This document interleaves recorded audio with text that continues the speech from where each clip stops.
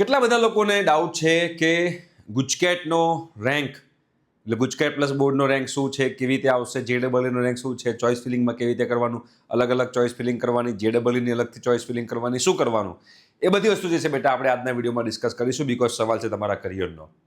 અને બેટા અમે લોકો 21 તારીખે અમદાવાદની અંદર સેમિનાર કરવા જઈ રહ્યા છીએ.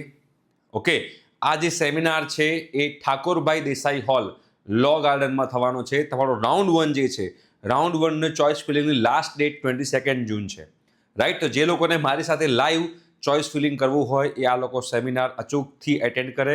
સેમિનારના બીજા દિવસે પછી તમને લોકોને પર્સનલી મળી અને આપણે લોકો લાઈવ ચોઇસ ફિલિંગ કરશું રાઉન્ડ 1નું, બીકોઝ 22 જૂન લાસ્ટ ડેટ છે રાતના 12 વાગ્યા સુધીની. તો ત્યાં સુધીમાં આપણે બધાના ડાઉટ પ્રમાણે આપણે લોકો ચોઇસ ફિલિંગ કરીશું અને ખૂબ જ એકદમ એક્યુરેટલી, એક પણ ભૂલ ના થાય, બીકોઝ રાઉન્ડ 1 બહુ જબરજસ્ત છે.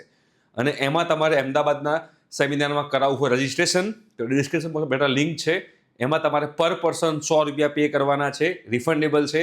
સેમિનાર પછી પાછા મળી જશે, ઇન્ક્લુડિંગ લંચ છે, લંચ પણ આપણે સેમિનારના દિવસે પ્રોવાઈડ કરવાના છીએ.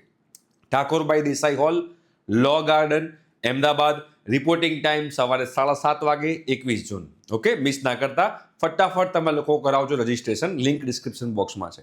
બેટા હવે તમારા એસીપીસીમાં 12 તારીખે તમારા એકાઉન્ટમાં જે છે મેરિટ રેન્ક દેખાશે 12 જૂન, બરાબર. સૌથી પહેલા તમારો મેરિટ રેન્ક દેખાશે.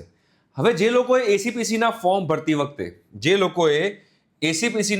ભરતી વખતે જેડબલઈ મેન્સ, રાઈટ, અને ગુજકેટ પ્લસ બોર્ડ બંનેમાં ટીક કર્યું હશે એ લોકોના 2 રેન્ક આવશે. કોઈએ ખાલી એકમાં ટીક કર્યું હશે, એકમાં નહીં કર્યું હોય તો એક જ રેન્ક આવશે.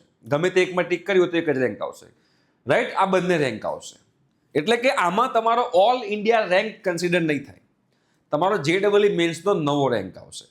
ગુજકેટ પ્લસ બોર્ડની અંદર તમારા જે બોર્ડના સાયન્સ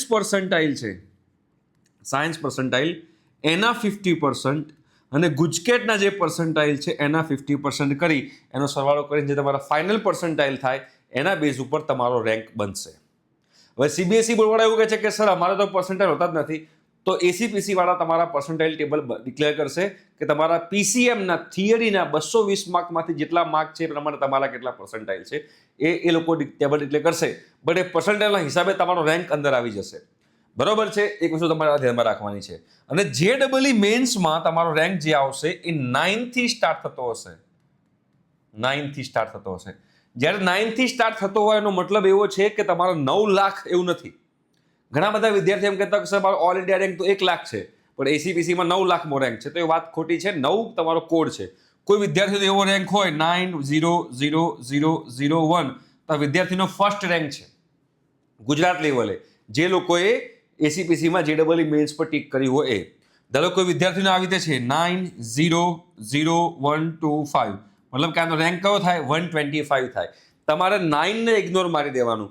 કોઈ વિદ્યાર્થીનો ફોર એક્ઝામ્પલ આવી રીતે આપેલો હોય 9 1 2 3 4 5, તો રેન્ક શું થશે 12345મો રેન્ક થયો કહેવાય, રાઈટ. તો આ તમારા જેડબલઈ મેન્સના રેન્ક થશે. અને આ જેડબલઈ મેન્સના રેન્કથી તમને કઈ કોલેજમાં એડમિશન મળશે? તો જે ગવર્મેન્ટ કોલેજ છે એમાં જે 5% સીટ્સ જે છે એમાં તમને લોકોને આ રેન્ક ઉપરથી એડમિશન મળશે. અને આમાં આ રેન્ક પરથી તમને કઈ કોલેજમાં એડમિશન મળશે? તો આ કોલેજમાં તમને લોકોને જે એડમિશન મળશે એ સેલ્ફ ફાઇનાન્સ, ગુજરાતની જેટલી પણ સેલ્ફ ફાઇનાન્સ કોલેજ છે એમાં, અને જેટલી ગવર્મેન્ટ સીટ છે, જે 95% સીટ છે ગવર્મેન્ટની એમાં, આમાંથી તમને લોકોને સેલ્ફ ફાઇનાન્સ કોલેજમાં એડમિશન નહીં મળે. આ માત્ર ને માત્ર તમને ગવર્મેન્ટ કોલેજમાં જે 5% સીટ હોય એમાં તમને લોકોને એડમિશન મળશે. શું આ બંનેનું અલગ અલગ ચોઇસ ફિલિંગ કરવાનું? ના, આ બંનેનું અલગ અલગ ચોઇસ ફિલિંગ કરવાનું હોતું નથી. આ બંનેનું કોમન એક જ ચોઇસ ફિલિંગ હોય છે. ફોર એક્ઝામ્પલ તમને આઈડિયા આપું તો અહીંયા આગળ કોઈ એક વિદ્યાર્થી છે, બરાબર, 1, એની ચોઇસ ફિલિંગ છે પહેલા નિરમા કોમ્પ્યુટર, આપણે એવું એક્ઝામ્પલ લઈ રહ્યા છીએ, બરાબર. નિરમા કોમ્પ્યુટર એન્જિનિયરિંગ એની સેકન્ડ ચોઇસ છે નિરમા AIML, ऐसा एक मौका जहां पे थर्ड आप चॉइस से internship कर सकते हो घर LD बैठे बैठे and you can earn for computer your own self बराबर माइक्रोसॉफ्ट फोर्थ चॉइस से है ना बढ़िया सा LD मौका and that IT to on a આવી રીતે डिमांडिंग લખેલું છે ऑफ कोर्स હવે એક કેન્ડિડેટ 1 છે જેનો ઓલ ઇન્ડિયા રેન્ક જે છે એ લગભગ 1250 સોરી ગુજકેટ પ્લસ બોર્ડનો રેન્ક 1250 છે ऑलवेज आपके બટ लिए फेवर में रहेगा JEE રેન્ક આવો છે getting a job and making JEE मैंने जोरदार मेहनत करी दिस थी पर्टिकुलर इंटर्नशिप તો એની પહેલી ચોઈસ આ છે તો પહેલી ચોઈસ આ હોય તો પહેલી ચોઈસ આ હોય તો આ કઈ કોલેજ છે સેલ્ફ ફાઇનાન્સ કોલેજ છે દિલ્હીમાં એક સેલ્ફ ફાઇનાન્સ કોલેજ છે તો એના માટે ખાલી ને ખાલી આ જ રેન્ક જોવાશે શું આ રેન્ક ઉપર એને આમાં મળશે ના નહીં મળે આ રેન્ક પર આમાં નહીં મળે તો પછી એની સેકન્ડ ચોઈસ જોવામાં આવશે સેકન્ડ પણ બેટા સેલ્ફ ફાઇનાન્સ છે તો સેલ્ફ ફાઇનાન્સમાં શું કયો રેન્ક જોવામાં આવશે તો આ રેન્ક જોવામાં આવશે एंड કે ભાઈ આ રેન્ક ઉપર એને નિરમા એમએલ મળશે